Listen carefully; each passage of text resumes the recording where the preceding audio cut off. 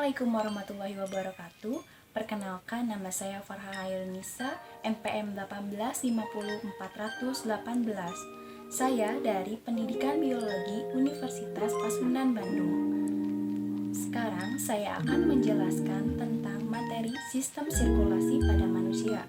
Sebelum itu, marilah kita membaca basmalah untuk membuka pembelajaran kali ini. Bismillahirrahmanirrahim. Nah, tidak lupa juga untuk mengucapkan puji dan syukur kehadirat Allah Subhanahu wa Ta'ala yang memberikan saya kesehatan serta nikmatnya untuk bisa memberikan dan memaparkan video pembelajaran kali ini. Nah, setelah itu saya akan membahas tentang tujuan pembelajaran kali ini. Yang pertama, agar siswa dapat memahami pengertian dari sistem sirkulasi pada manusia.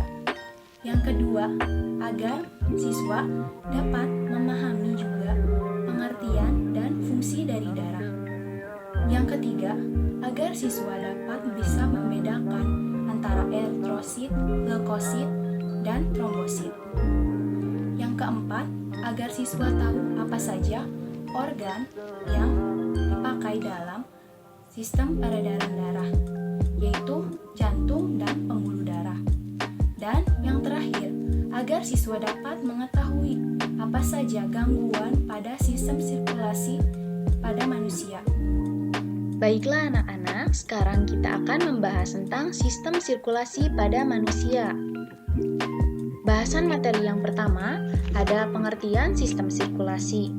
Yang kedua, ada pengertian dari sistem peredaran darah. Yang ketiga, ada pengertian dari darah. Yang keempat, ada komponen penyusun darah yang terdiri atas plasma darah dan sel-sel darah. Yang kelima, ada organ peredaran darah, yaitu jantung dan pembuluh darah. Dan bahasan yang terakhir yaitu gangguan pada sistem sirkulasi manusia. Nah, pertama kita akan membahas tentang pengertian sistem sirkulasi. Apa itu sistem sirkulasi? Sistem sirkulasi adalah sistem transportasi yang berfungsi untuk mengangkut berbagai zat di dalam tubuh. Sistem sirkulasi ini dibagi menjadi dua, yaitu sistem peredaran darah dan sistem limfa. Nah, selanjutnya kita akan membahas tentang pengertian sistem peredaran darah. Sistem peredaran darah itu sistem transportasi yang melibatkan tiga komponen, yaitu darah sebagai medium transportasi, jantung sebagai pemompa, dan pembuluh darah sebagai saluran. Nah, sistem peredaran darah manusia ini bersifat tertutup dan ganda. Tertutup artinya dialirkan melalui suatu pembuluh, dan ganda artinya melewati jantung sebanyak 2 kali. Nah, seperti inilah sistem peredaran darah pada manusia. Nah, selanjutnya kita akan membahas tentang pengertian darah. Darah itu apa sih? Darah adalah jaringan ikat berupa cairan yang tersusun atas plasma darah, sel-sel darah, dan keping darah. Darah merupakan cairan tubuh yang terbuat dari jaringan hidup, mengalir di seluruh bagian tubuh melalui kumpulan jaringan pembuluh darah. Darah memiliki bagian cair dan bagian padat. Bagian cair ini mengisi lebih dari separuh bagian darah yang disebut plasma. Terbuat dari campuran air, protein, serta garam. Sedangkan bagian padat terbuat dari sel darah putih, sel darah merah, dan trombosit. Sel-sel ini terus diproduksi oleh sumsum tulang untuk mengganti sel-sel yang mati. Darah dan jantung berperan penting dalam sistem peredaran darah manusia.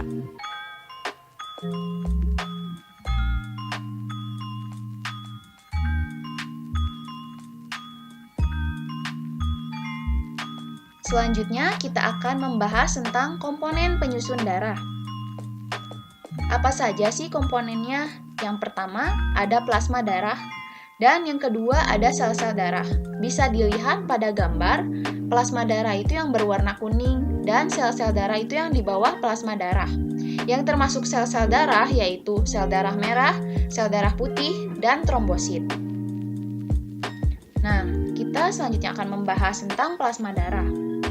Plasma darah ini seperti tadi, berwarna kuning, Dan di dalam tubuh kita tersusun atas 90% air dan sisanya 10% zat-zat yang terlarut di dalamnya seperti protein, garam-garam atau ion, nutrisi, hormon, karbon dioksida, dan sampah nitrogen. Nah, sekarang ada kandungan plasma darah. Kandungan plasma darah ini terdiri dari air. Air itu sebagai pelarut zat lain. Yang kedua ada nutrisi. Nutrisi contohnya seperti glukosa, asam amino, dan asam lemak. Nutrisi itu berfungsi untuk cadangan makanan di dalam sel. Yang ketiga ada protein. Protein ini banyak sekali jenisnya. Yang pertama ada albumin. Albumin itu untuk mengatur volume darah. Yang kedua ada globulin. Globulin ini untuk kekebalan tubuh, yaitu membentuk antibodi. Yang ketiga ada fibrinogen. Fibrinogen itu untuk proses penggumpalan darah. Yang keempat ada lisin. Lisin itu untuk memecah antigen. Yang kelima ada presipitin. Presipitin ini untuk mengendapkan antigen. Dan yang keenam ada antitoksin. Antitoksin itu untuk menetralkan racun. Dan yang terakhir ada opimisin, yaitu memacu sifat fagosit pada leukosit. Nah, selanjutnya kita akan membahas lagi kandungan plasma darah yang selanjutnya. Ada garam-garam atau ion. Garam-garam atau ion ini termasuk seperti natrium, kalium, kalsium, magnesium, klorida, dan bikarbonat yang berfungsi untuk menyeimbangkan tekanan osmosis. Dan selanjutnya ada karbon dioksida. Karbon dioksida ini merupakan hasil dari respirasi sel yang dibawa ke paru-paru untuk dibuang. Selanjutnya ada hormon. Hormon ini dapat mempengaruhi aktivitas organ yang dituju. Dan yang terakhir ada sampah nitrogen. Sampah nitrogen ini sebagai hasil metabolisme yang diekskresikan ke ginjal. Selain plasma darah, darah juga mengandung sel-sel darah. Sel darah itu terdiri dari sel darah merah atau eritrosit, sel darah putih yaitu leukosit, dan trombosit. Yang pertama, kita akan membahas tentang eritrosit. Ciri dari eritrosit itu sendiri, eritrosit dalam tubuh kita itu sangat banyak, berjumlah 99% dari darah. Nah, eritrosit ini berbentuk bikonkav. Dan eritrosit ini juga tidak punya inti sel, sehingga tidak dapat hidup dalam waktu yang lama. Eritrosit ini juga berwarna merah karena ada hemoglobin. Apa sih hemoglobin itu? Hemoglobin adalah molekul kompleks dari protein globin dan besi hemin yang berperan dalam pengikatan oksigen dan karbon dioksida. Eritrosit ini hanya berumur 120 hari. Eritrosit yang mati akan dirombak di hati menjadi bilirubin dan biliverdin atau zat warna empedu.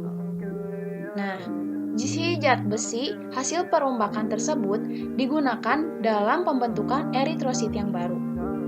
Tiap 1 mm kubik darah pada laki-laki mengandung 5 juta sel darah milimeter kubik dan sedangkan pada perempuan mengandung 4 juta sel darah merah per milimeter kubik. Selanjutnya kita akan membahas tentang leukosit. Leukosit atau sel darah putih ini memiliki ciri-ciri. Yang pertama yaitu memiliki inti sel sehingga dapat hidup secara berbulan-bulan.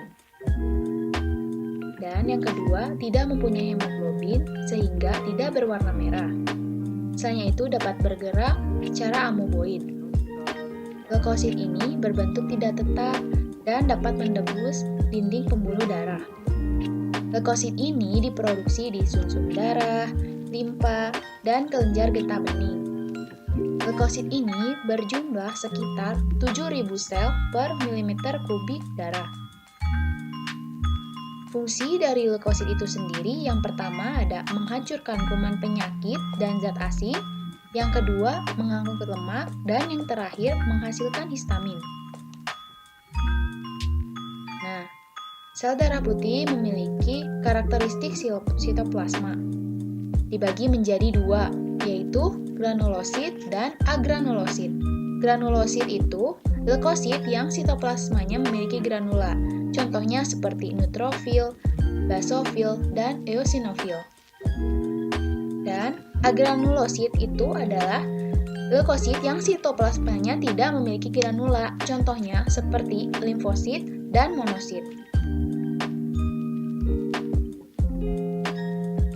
Kemudian ada trombosit.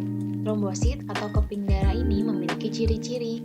Yang pertama, berasal dari sel megakariosit. Yang kedua, berukuran lebih kecil dibanding sel darah lainnya. Yang ketiga, keping darah ini atau trombosit tidak berinti sehingga berumur pendek sekitar 10-12 hari. Bentuknya itu tidak beruntulan. Trombosit juga tidak berwarna atau bening. Trombosit ini berperan dalam proses pembekuan darah. Saat kita luka atau cedera, pembuluh darah kita akan rusak dan mengalami pendarahan. Tubuh kita akan mengaktifkan serangkaian proses pembekuan darah.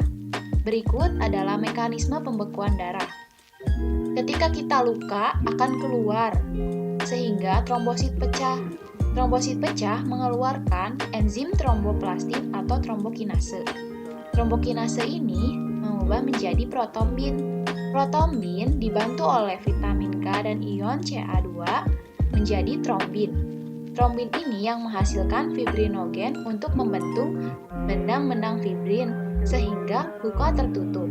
Akhirnya darah yang keluar dapat dibendung dengan cara membekukan sel darah pada bagian yang luka. Organ peredaran darah yang selanjutnya ada pembuluh darah. Pembuluh darah merupakan saluran tertutup yang bercabang-cabang. Fungsinya yaitu untuk mengalirkan darah keluar jantung lalu kembali lagi ke jantung. Di pembuluh darah ini terdapat 3 pembuluh darah utama, yaitu arteri, vena, dan kapiler. Pertama-tama kita akan membahas tentang arteri. Arteri berfungsi untuk membawa darah ke luar jantung. Ciri-ciri dari arteri itu sendiri yaitu memiliki dinding yang tebal dan elastis. Selanjutnya, memiliki tekanan darah yang kuat dan bila diraba, denyutnya dapat dirasakan. Selain itu, arteri memiliki macam-macam. Yang pertama ada aorta. Aorta itu sendiri adalah arteri yang ukurannya paling besar. Yang kedua adalah arteri pulmonalis. Arteri ini yang membawa darah kaya akan karbon dioksida dari jantung ke paru-paru. Dan yang terakhir ada arteri koroner. Arteri ini yang berfungsi untuk memberi makanan dan oksigen untuk sel-sel jantung. Selanjutnya kita akan membahas vena. Vena berfungsi untuk membawa darah kembali ke jantung. Ciri-ciri dari vena itu sendiri yaitu dindingnya tipis, terletak di dekat permukaan tubuh, dan memiliki katup di sepanjang pembuluh. Nah, setelah itu ada macam-macam vena. Yang pertama ada vena cava. Vena cava ini adalah vena yang terbesar yang berada di ujung serambi kanan. Vena cava ini terdiri dari 2. Ada vena cava superior dan vena cava inferior. Selanjutnya ada vena pulmonalis. Vena pulmonalis ini membawa darah kaya akan oksigen dari paru-paru ke jantung. Dan yang terakhir ada vena porta hepatica. Vena ini yang berfungsi membawa darah dan berbagai organ pencernaan. Nah, selanjutnya kita akan membahas kapiler. Kapiler memegang peranan penting dalam proses pertukaran zat dalam darah.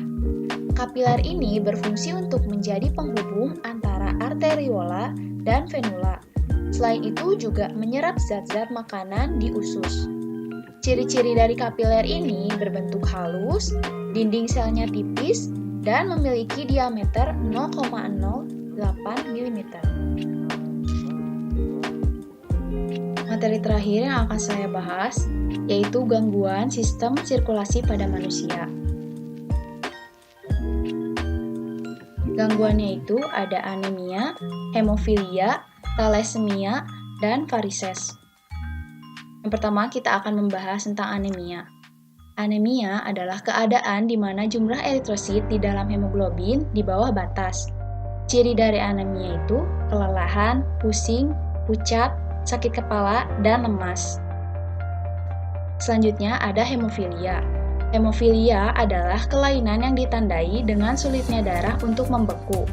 Penyakit keturunan ini disebabkan defisiensi faktor pembeku darah. Gejala pada hemofilia contohnya seperti pendarahan pada hidung yang sulit berhenti dan mudah mengalami memar. Selanjutnya ada thalassemia. Thalassemia ini adalah kelainan bentuk eritrosit, akibatnya eritrosit mudah rusak, rapuh, dan kurang optimal dalam mengikat oksigen.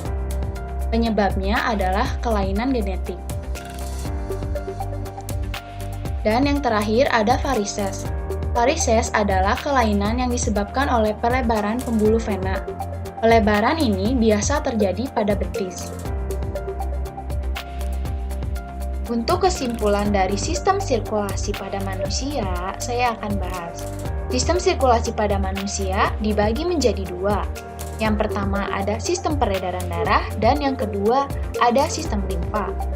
Sistem peredaran darah itu adalah sistem transportasi yang melibatkan 3 komponen, yaitu pertama, darah sebagai medium transportasi, yang kedua, jantung sebagai pemompa, dan yang ketiga, pembuluh darah sebagai saluran.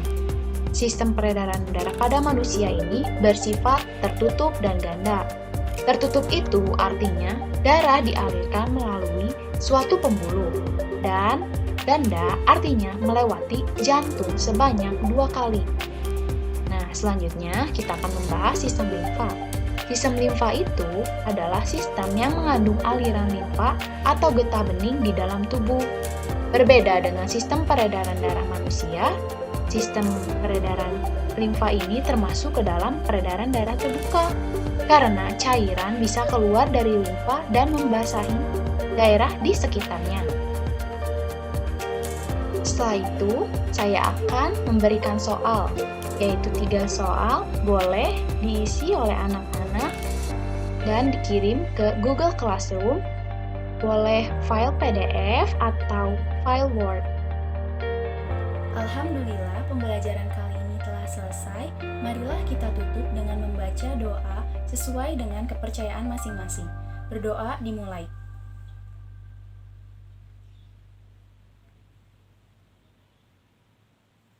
Amin.